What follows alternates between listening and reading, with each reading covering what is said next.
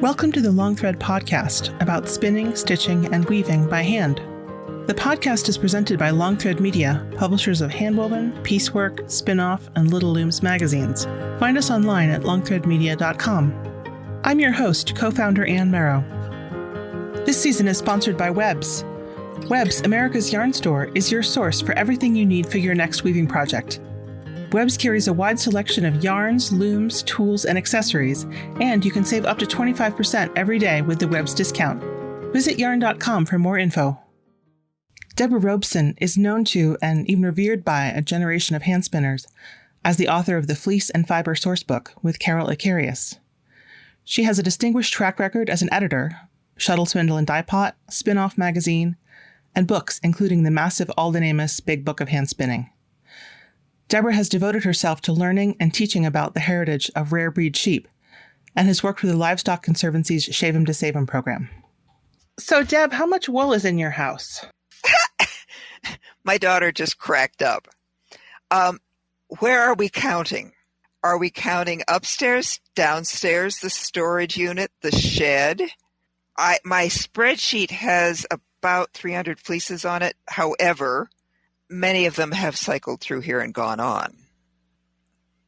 Becca, any guesses on how much wool is in the house? Squished or not, she says. So there's a lot. There's a lot. Well, I think that actually answers my question. Yes, there's a lot of wool here. How did you get so much wool in your house? It wasn't entirely intentional. And there are times when I would very much like it to vanish. But because I teach workshops on breed-specific wools, and because a lot of those are hard to obtain, I have to acquire them when I can find them. And for each workshop, I need specific fleeces. So I go out looking for them if I don't have them. And the net result is there's inventory. Now, if I trace back to your big book, the Fleece and Fiber Sourcebook, it kind of makes sense that there are so many different sheep breeds involved. But you started off as someone with a general interest in spinning, right? Yes, but I've always been interested in breed-specific wools from day one, at which point the only wool that I could get to spin was from a Dorset flock that was about 20 miles from where I was living.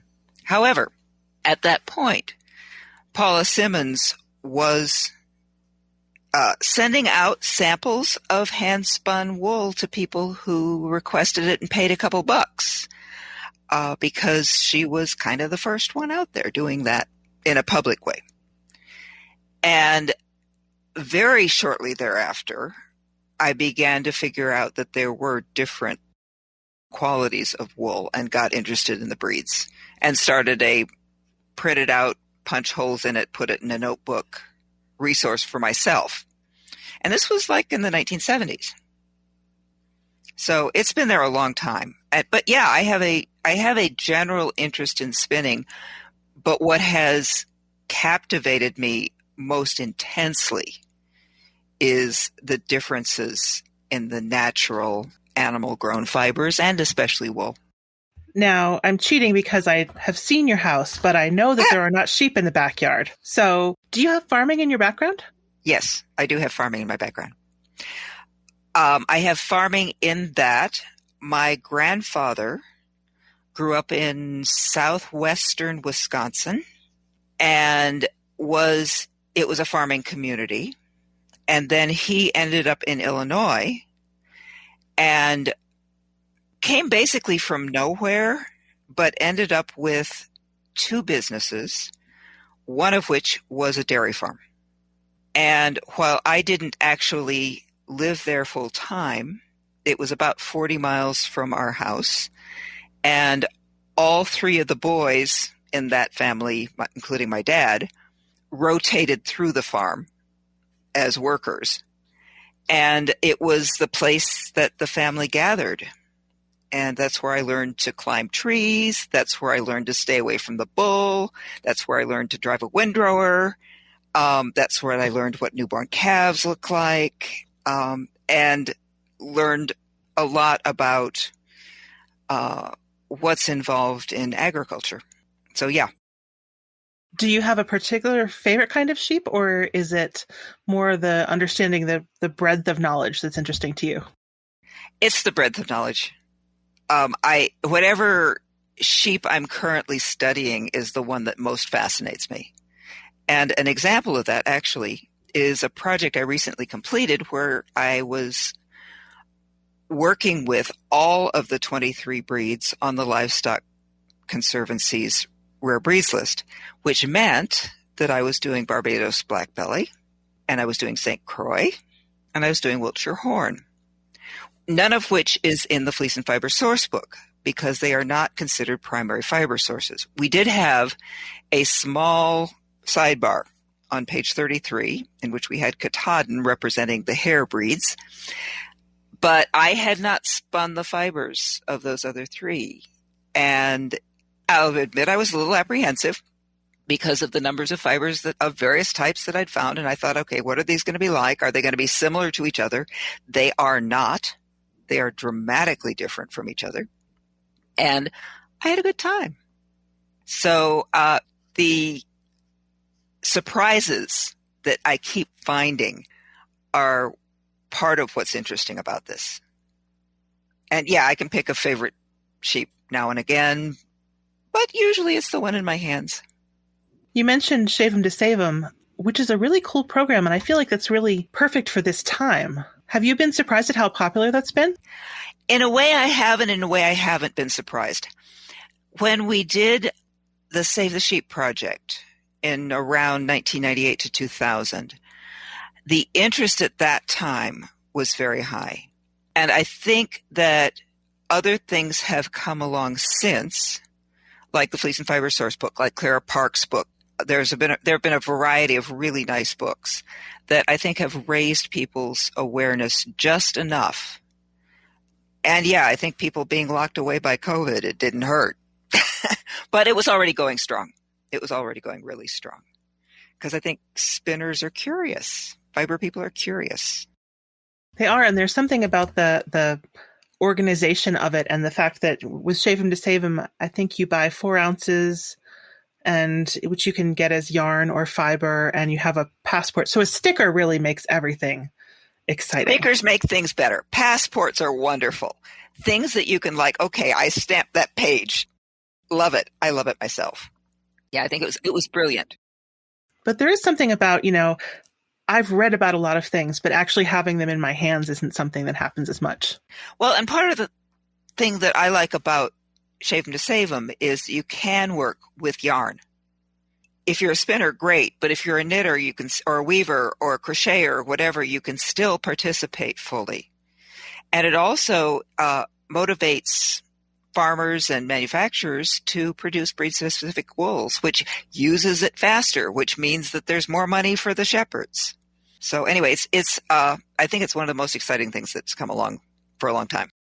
So you mentioned you teach classes in breed-specific wools.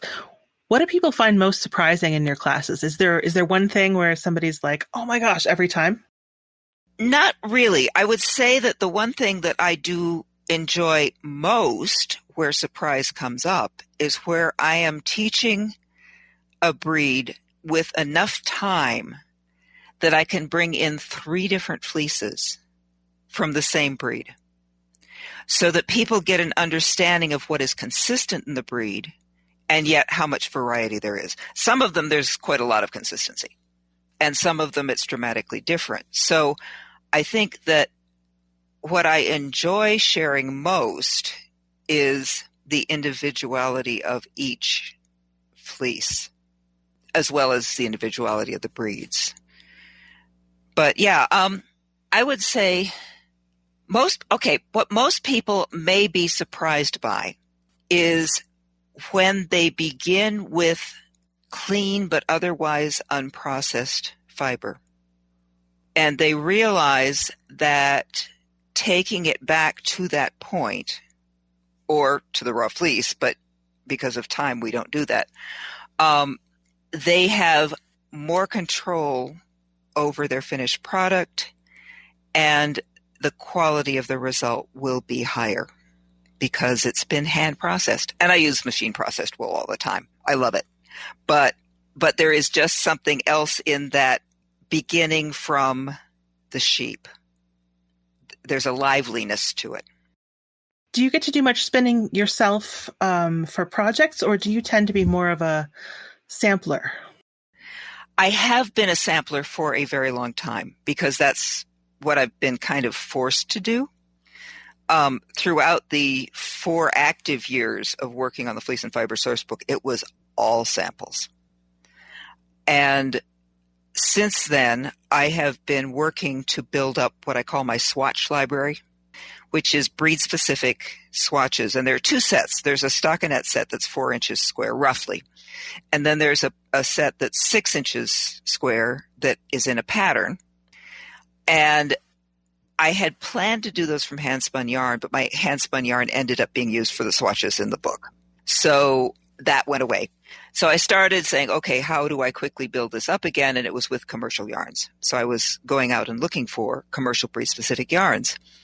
And now I am starting to be able to spin some again to add to that swatch collection. I do have a lot of hand-spun textiles that I've made. And I kind of have as much as I can reasonably wear. And I do give them to some very, very special people. So in a way, while I will spin for projects and I will spin extensively, it's not a need or a compulsion at this point. I mean, I love the hand-spun garments that I've made. I love them so much that I don't feel any need to replace them. And they wear really well, so, yes, it's really hard to wear them out. It's interesting talking to you. Sometimes I get the feeling that people think of spinners as being kind of go with the flow, live in the moment, just experience what's going through your hands. And what you're talking about is very kind of a pleasure in the structure and a pleasure in kind of understanding how these things all go together. That's really strong for me. And I also really appreciate spinning in the moment. Extremely. It is an absolute treat to me to spin, regardless of the purpose. Yeah, I keep a spindle and some fiber next to my computer, although, I tend to keep my hands on the keyboard all the time. When I was editing Spin-Off, I had to be spinning to write the editorial. It did not matter what else was going on. When it was time to write the editorial, the wheel came out. And it always worked. That's funny. I don't think I spun at all the time I was the editor of Spin-Off. Understandable. Yeah. Yeah. So how long were you the editor of Spin-Off? The first issue of 1988 until the second issue of 2000. So somewhere 11, 12 years, somewhere in there. Did you like being the editor of a magazine? Yes. I ask partly because you've gone on to be a book editor to I started at books. And I was actually hired at Interweave to be a book editor. And then Spin-Off needed an editor. And then I was both for a while. And then, back and forth. But no, I started with books, went to magazine, or did I start with magazine? I had a literary magazine first. Way, way back. But that's a whole different ballgame. And then I did books. I was a university press editor. And I've done trade, literary, and scholarly books. Yeah. And you have also been a publisher yourself. Yes. Yes. I got back into that. And some parts of it I've done really well, and some parts of it not so well, because I really like the creative pieces and I don't like the administrative. I do it when I have to, but I have not been able to find anybody who'd pick up that piece for me. And it's necessary, but I don't love it. And your website was The Independent Stitch. Yes. I love that. How did you think that up? It's kind of a joke because there is no such thing as an independent stitch. Every stitch depends on something. That's very true. You've got to either have fabric or another stitch. And so I just thought, okay, what am I going to do for a website name? And kind of, I have two personal identities online. One is Independent Stitch, and that's much more prevalent. But when I signed up for Twitter, it's like, what's your Twitter handle going to be? And I looked at a wall and at a collage I'd made. And one of the things I had cut out was effortless zone, because there's that sort of Zen flow that I was looking for when I made the collage. So that's my Twitter handle, is effortless zone. That seems like the opposite of Twitter. Yeah, it is. And I'm not on Twitter much. I'm not on Facebook much either. I think people want to connect with me on Facebook, and I'm sure that there's some place on my website that my virtual assistant put up a sign up for Facebook. And it's like, I'm never there. I do 5 minutes in the morning, read a couple things regularly, check the top of my feed. The algorithms are not showing me who I want to see, and I don't care to spend the time to make them do that. So if I see people I want to see, which I occasionally do, I might respond, which messes up the algorithms again.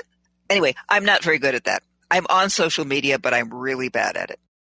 I don't know about social media, but the sort of interconnected communications we have now have been a great way to find people with similar interests, including unusual sheep. That's true. And one of the things, I have a newsletter that I send out intermittently, so you can sign up for it on my website. And I do every 2 or 3 months, I'll write one. It tends to be long because I don't write it unless I have something I'm thinking about. It may take me 6 weeks to write a newsletter. But that's been interesting because of who I hear back. It's not a whole lot of people, but they're very interesting people who drop me a note when the newsletter goes out. Most of the people I see on Facebook are sheep related. Well, and that is what the algorithm does. It shows you more of what you like. So pretty soon Facebook will tell you there's nobody but sheep in the world. That is true. And that's really a good thing, because people complain about the negative qualities of social media and Facebook. Well, all I'm seeing are shepherds, and they're talking about how much they care for their sheep, and they're solving problems together. And there's a lot of, my feed on Facebook is pretty positive. That and dogs. I get dogs too. And your dogs are bred to work with sheep, right? Yes. We have for 28 years rescued herding dogs. So they are border collies, Australian shepherds, or crosses of that type that have for some reason not fit the environment they were in. They may have been failed herders. They may have been, we saw a babe, so let's, adopt a border collie. Oh, we can't handle this dog. That kind of, sometimes I'm sure one of them, I think, ran away from home and then was picked up as a stray. She came out of Missouri and was a treasure. Anyway, so yeah, we generally have 2 at a time. At the moment, sometimes we have 3 if we're fostering. But at the moment, we just have 1 because we don't know what happened in his first 5 years, but he is terrified of other dogs. He is absolutely wonderful at home. And he was also good with the dog that we lost in January. So they were buddies. But we, introducing him to another dog at this point, and he's 12, wouldn't be super fair. So for the moment, Tam is an only dog. But there will be 2 again someday. We're in no hurry. He's a sweetheart. So yeah, we rescue herding dogs. I'm not sure how many people think about border collies and that sort of thing as being part of a class of herding dogs and what that meant, like that sheep go together with dogs. Yes. And not just herding dogs, because there are guardian dogs that are totally different characteristics. And one of the topics that I try to stay aware of without being totally sucked into is the genetics of the development of dog breeds. I mean, I study genetics all the time, partly for sheep, but there's a lot of research going on with dogs as well. And I mean, you've got these totally different instincts that have been bred into those categories of dogs. And we've had a guardian dog who lived with us for 6 months. Her people were, they lost their home in a wildfire. And we ended up having this dog who filled our whole living room with us for a while. And it was hard to give her back because we really liked her, but of course we had to. But yeah, those dogs are bred to be low key and to direct their energy toward protection. So you don't say they don't have a prey instinct, but it's directed not at the sheep, but at the coyote or the mountain lion or the bear. On the other hand, you've got the Border Collies and Aussies, and their prey instinct is headed toward getting the sheep to go where they need to go without hurting them, which is like, it's an amazing level of control that Border Collies have. And they have tremendous energy and tremendous intelligence, which is why for a lot of people, they don't make good pets.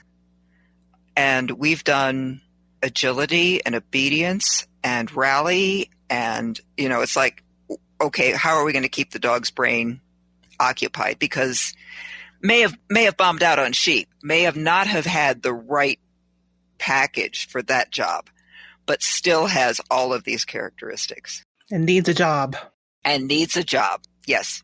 And needs company, too. So it's a good thing that we have folks around our house who work at home. We had one who had severe separation anxiety. Mostly they haven't, but we also don't ask them to do a lot in the way of separation pieces. I mean, we go away for the day or whatever we need to do, but we're around a lot. They're not on their own. Tam just walked through. Well, the jobs that we ask dogs to do change, but the jobs that we ask sheep to do have changed too. Oh, yeah. Yeah. The biggest shift was from wool to meat. And we are asking them to be primarily meat animals these days. And I'm all about wool. I'm all about wool. We need to be using wool. We need to get away from the synthetics. We need to be using wool. I was amazed when I talked to some Rambouillet breeders, and they think of Rambouillets as meat sheep. Yep. They are a dual-purpose breed because their wool is useful to the wool pool. It's high quality. But it's not their primary income source. So did all of these different sheep breeds evolve for a different job? Different jobs and different environments. I would say the environment is the driver a bit more than the jobs. Of course, we're talking the whole breadth of sheep here. And when you start off, you have landrace breeds, which are fitted to a specific environmental niche. And then as time goes on, people decide, this quality of this breed is much more important to me, so I'm going to breed for it. And then you end up with an industrialized standard breed that has a specific job to do, if that made sense. Environment's an enormous shaper, and then we pick within that. And sometimes, like with a caracal, that's a breed that can tolerate very difficult deserty type environments. It produces a wool that you think, okay, well, what are we going to do with this? And what you do with it is make exquisite rugs and other felts and things that are really durable. And in the Middle East, they also make stockings out of caracal, which I think most people in this culture would consider intolerable. But it could be their feet are tougher from using them more without shoes. I mean, ours would be too if we did that. But they end up being able to have caracal socks that are really hard to wear out.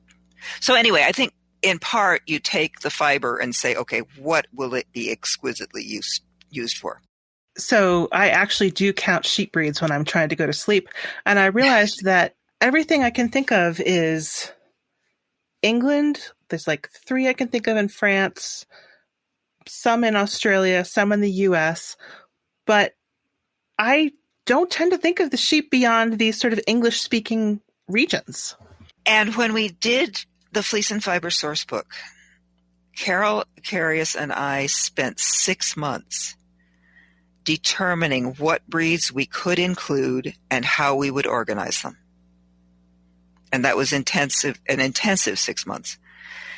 And we had to limit to the breeds readily available to English-speaking fiber folk. And there are a few now that are available that were not then. But there was otherwise no way the book would ever get finished. And also people couldn't afford it, and it wouldn't fit on the bookshelf, and so forth. There are about 1,200 breeds around the world. The places that we missed, quote unquote, would have been continental Europe, China, and India. So there are, in terms of wool breeds, if you go to hair breeds, you've got more Africa.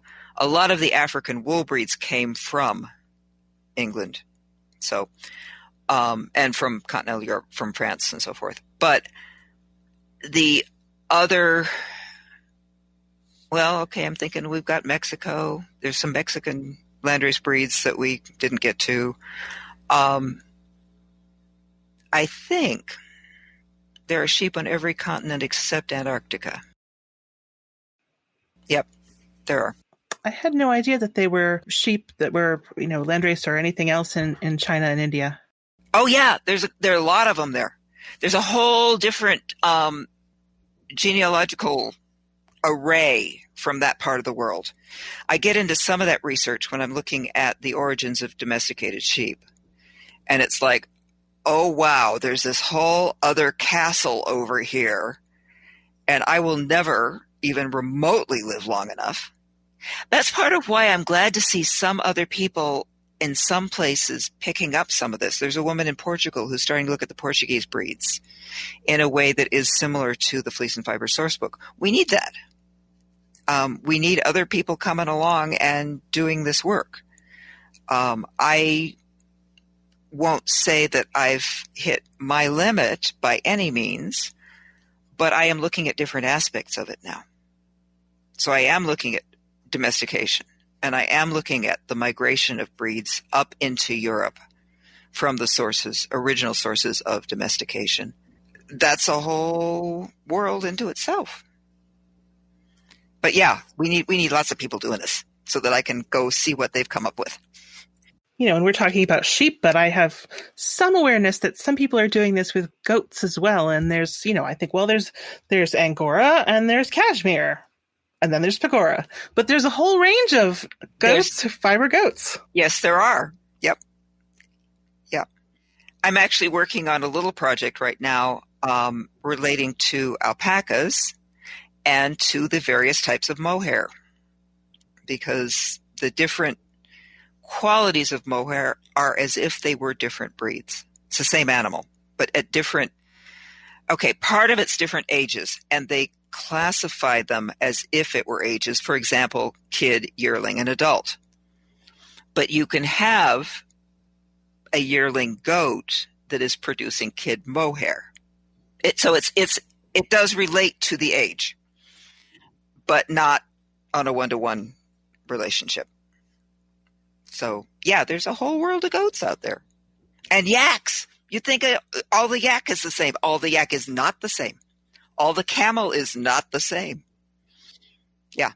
Yeah, I thought there were just the camels with a B and the camels with a D. Right. No. Nope. No. There are different breeds of camels. There are different breeds of yaks. Yeah. Yeah. That's amazing. Mm-hmm. So do you get interested at all in the people who are involved with developing these different breeds, or is it the sheep themselves who tell you the story? Both. I am fascinated by the people. They are a little harder to study. And the questions are harder to resolve. But yes, I am very interested in the people. I follow the sheep, but part of that is because of what it reveals about the people. It's interesting. I was talking to Linda Courtwright, who is also very much interested in that nexus between the people and the animals. And she has gone more in that direction than I have. I mean, our work is complementary in many, many ways. And I love it when our paths cross. So I know that you teach classes and introduce spinners to all kinds of, ideas that you think they should know, but what is something that you think every spinner should try? Basically, working from grease wool at least once. It does not need to be a whole fleece. And they probably need a little hand holding, especially through the washing. But I think that every spinner should understand from shearing to the finished product, as small as that project may be. Now, when you say grease wool, that does bring up a controversy because, you said and then help through the washing. I'm actually coming across more people who are spinning like in the grease. Which is what we did in the 1970s. Yeah, that's what we did back then. And there are reasons to do that. One of the primary ones that I can think of is if you are spinning for very, very fine yarn to make a Shetland shawl. You'll want to spin in the grease because it gives you some extra friction and you can spin finer. But it's got to be a fresh fleece.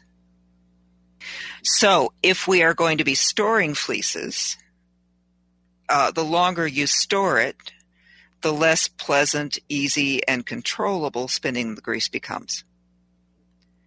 So, yes, spinning in the grease with a freshly shorn, reasonably clean fleece is an absolute delight. In general, I don't spin in the grease because I do store my wool, because I don't. Well, okay, if I were going to be carding grease fleece, I would want to keep a pair of carders specifically for that. Combing grease fleece, yeah, okay, but not my choice. So anyway, for reasons of clean equipment and storage, that's why I go toward the clean fleece at this point. But yeah, a freshly shorn Romney in the grease, yeah. It just doesn't happen all that often. It's just interesting to think about all these different trends that you said, in the 70s, everybody was spinning in the grease, and now kind of the default is to sort of wash it. So what kind of trends have you seen in spinning and in wool through the years? Well, from the lumpy bumpy, okay, in order to be a hand spun yarn, it has to start with 4-inch fibers of probably 28 to 32 microns, although we were talking about it in Bradford scale at that point. And you can't spin anything that's less than 4 inches, And you're going for texture. And if there is no texture, then you can't tell it's hand spun. Up through the business of, okay, I want to spin something that I can't tell the difference from a machine spun yarn. I want it absolutely precise. I want to do a 4-ply with really skinny plies. And I want everybody not to know that I spun it by hand. When the fact is, all of that's legitimate. And if you have a good hand spun yarn, you should not be able to mistake it for machine spun. On first view, maybe. But as soon as you feel it, you should know there's a difference. But there have been people saying, okay, I want it perfect. I want it, it's like I'm going for perfection. Which historically, there has been absolutely mind-bogglingly exquisite, fine, even hand spun. When you think of how late mechanical processing came to fibers, even though they were one of the first industrialized processes, everything that came before that. Dhaka muslins, we can't make them now because we can't, with the plant that produced the cotton is so rare. They've found some of it. And there's starting to be some people saying, okay, let's revitalize the Dhaka muslin process. But those were all hand spun. So if anybody isn't familiar with Dhaka muslins, can you explain what those were?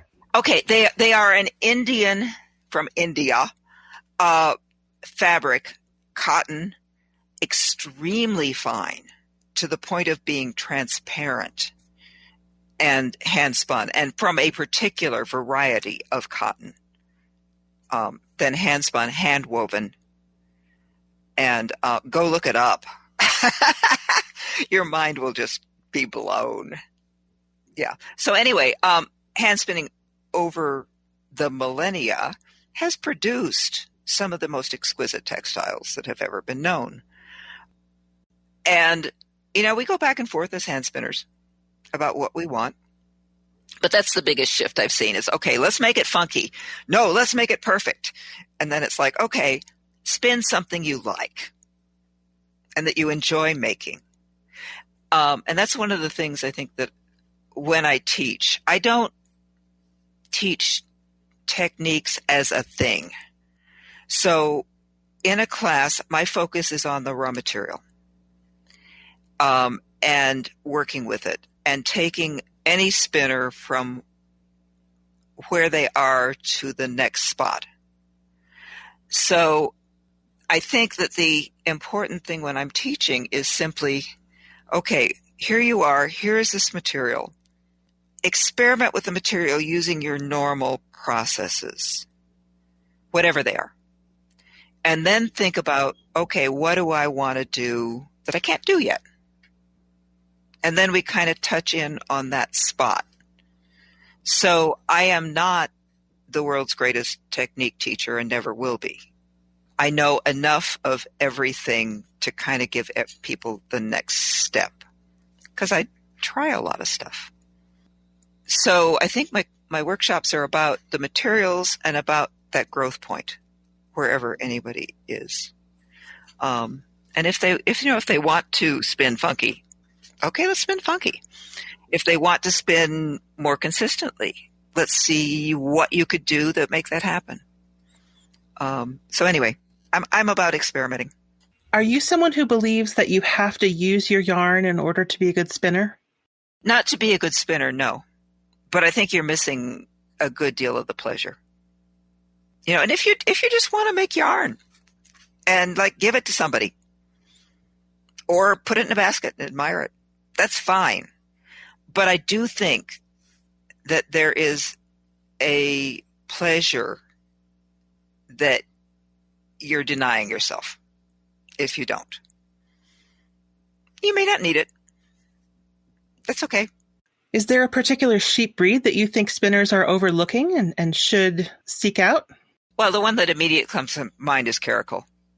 And part of the reason for that is it is so different from everything that most of us have been, air quotes, trained to think is desirable. It is not you walk up to it and squish it and it feels soft and lovely. It will push your creative envelope. And it has capacities that other breeds don't have, including this amazing ability to felt and its durability and the incredible colors. So that's one that comes to mind. Caracal is what they made the Astrakhan fabrics out of, right? Yeah. So, at least traditionally 50 years ago, if somebody was thinking about caracal, they were thinking about, very young pelt. Very young or unborn. And in terms of if you have a stillborn lamb, it's an incredible way to make use of that loss. And yet what grew out of that was an industry. And I have problems with that personally. So I think it might be interesting to spinners to realize that no, caracals are for us too. It's not just something that people who were making hats out of pelts. Right. And it's an amazing thing biologically, how the wool forms wave patterns in the unborn or neonatal lamb. And there are different patterns that show up. And then at a certain point in the growth of the young lamb, it opens out. And it turns into something completely different, which is the adult fleece. A young caracal fleece, where it is a fleece, with the little tip on it that curls, is one of the most beautiful things on the planet. And when I got the samples for the Fleece and Fiber source book, I got some caracal lamb with those lamb tips on it. And they were so beautiful that I almost could not stand to spin them. But I did. And the yarn was beautiful. And I did keep some locks because they are just gorgeous. Someday, maybe I'll paint a painting of caracal locks just because they're so pretty. Anyway, I happen to like adult caracal. And from any point where, the living animal can be shorn, I'm happy. It's funny you talked about how caracal makes this incredible felt. And then some people might be surprised to learn there are some wools that really don't make felt. Oh, yeah. The classic ones are the British down breeds. And we don't know why wool felts. We have theories. And I've written a lot about this. It's still at the theory level. I tend to think we're on the right track with our theories. But we don't know exactly why wool felts, and therefore we also don't know why those wools don't felt, or are very, very, very, very difficult to felt. I have a Suffolk sweater that's been through the machine wash, machine dry, warm water, the whole thing, and I have a bunch of swatches from other breeds in that category where I measure them going in and I measure them coming out, and they're to the millimeter identical. And that's a quality that we are not taking advantage of because those breeds have dark faces and legs. Therefore, there end up being dark fibers potentially in their fleeces. So if that wool is sold to the wool pool, it is discounted because nobody wants a black fiber in their high-class white fabric that they can dye to any color they want. So anyway, that wool is generally wasted, and it could be perfect socks that can go through the washer and dryer. But I thought that felt was because the heat and water opened up the cuticle and they rubbed together and then locked up. Nope. Part of that's right. That is a very, very common understanding. Water does cause the fiber to swell and causes the scales in the cuticle to open out. That's true. There is no evidence that anyone has been able to find that the scales lock together. The current theory has to do with the differential friction effect, or DFE. This is going to sound really similar, but it isn't. What that means is when you take a fiber and rub it back and forth between your fingers, it will move in a given direction. Okay? It will go toward the root. So as you are agitating wool in a mass and you have water opening the scales out, that's true, and you have some lubrication in the way of soap, and all those fibers are moving toward their roots, they end up mashed together and they can't get out again. The scales are not locked together, but the fibers are. This is the theory. This is the current theory. And I buy it, but not proven yet. And then the question becomes, why don't the down wools felt? They too move toward their root if you hold them that way and rub them. But for some reason, probably, possibly, maybe, just winging it here, having to do with the size of the scales, the way they're edges of the scales are configured because the edges of scales on different breeds are configured differently. The thickness of the scales. I mean, there's all sorts of things that you can think of that may be different because wools have such a multitude of varieties. But there's something in those wools that keeps them from felting. You know, you've made me think about something I've never understood, and I wonder if you can help me understand. What is the prickle factor?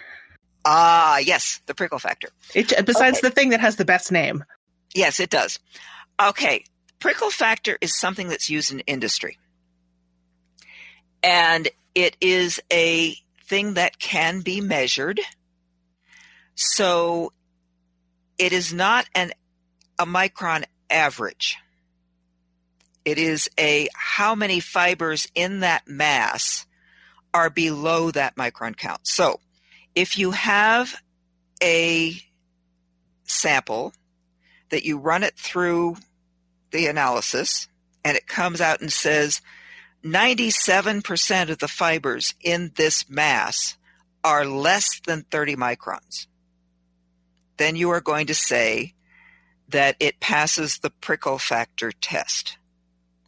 If it has an average of 27 microns, but 15% of them are over 30, it does not. Okay?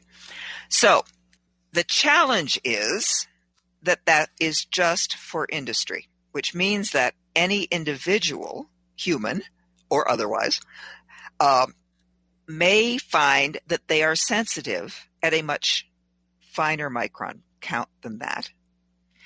And micron count is not the only thing that affects prickle factor.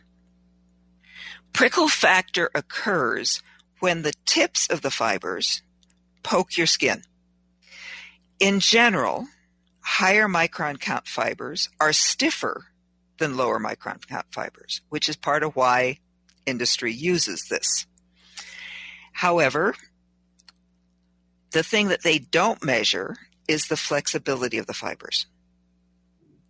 So, for example, the tips of New Zealand possum fibers are 5 microns. That is smaller than a red blood cell.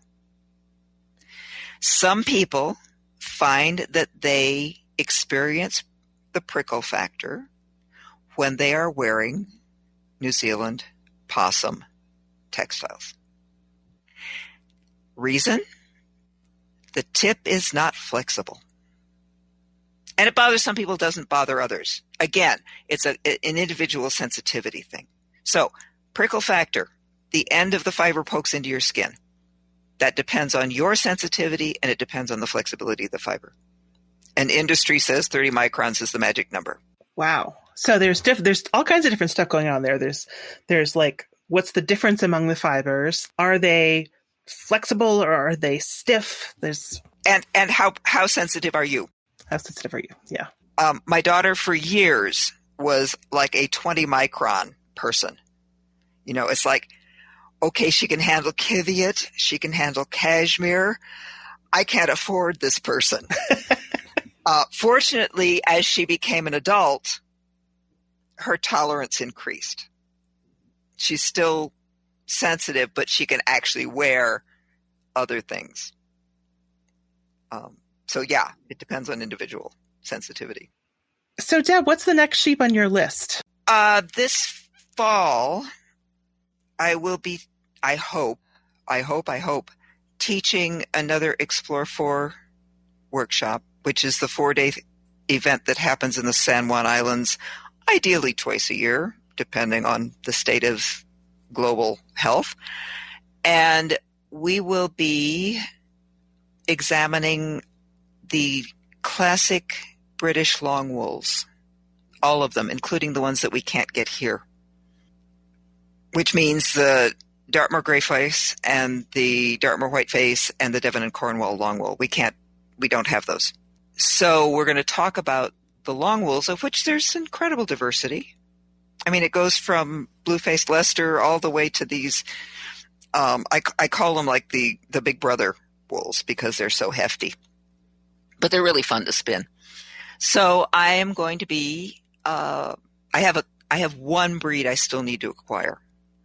And I've had inquiries out about it for a year. I think I'm going to get it. But that's why I have so much wool. It's like, okay, I want to do this workshop. I want to include all of them. One of them is missing. And I've been working on it for a year. Okay, so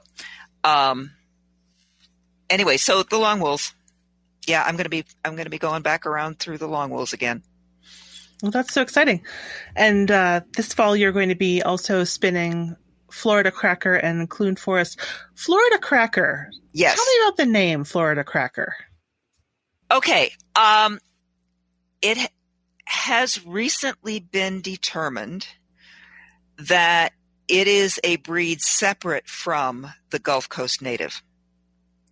So for quite a while, the Gulf Coast native umbrella included Florida Crackers, or what are now known as Florida Crackers. So a whole collection of breeds that are similar, flocks that are similar, running from Florida all the way around the Gulf Coast down to Texas.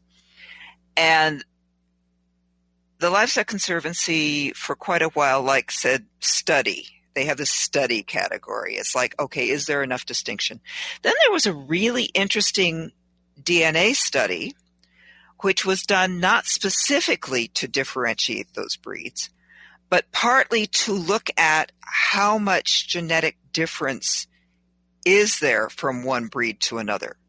So they took collections of breeds from different parts with different relationships, and they did analysis and said, okay, how near or how far are they from each other?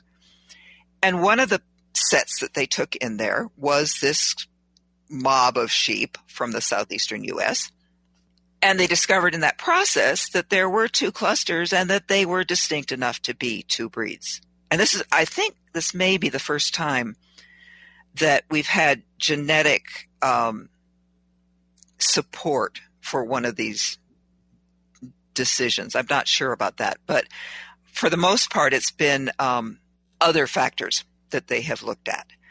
But this one was really clear. The question then was, what do we call them? And that genetic study actually looked at, they called them Gulf Coast native or Gulf Coast and Florida native. And I'm not sure who decided Florida Cracker was the name to use, because it's in some realms a matter of pride to be a Florida Cracker, and in some realms to be pejorative. So I think that the folks who decided on the name decided that it was distinctive, that it was unusual, that it was clearly different from Gulf Coast native. I mean, Florida native, Gulf Coast native, we can get confused. Florida Cracker, Gulf Coast native, we don't get so confused. So I'm glad they did it for that reason. But it was an interesting choice.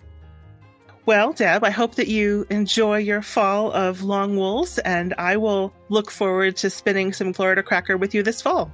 Yeah. Thanks, Deb. Thanks, Anne. Thank you for listening to the Long Thread podcast. If you enjoyed this episode, please rate the show and leave us a comment on Apple Podcasts or your favorite podcast platform. Thanks again.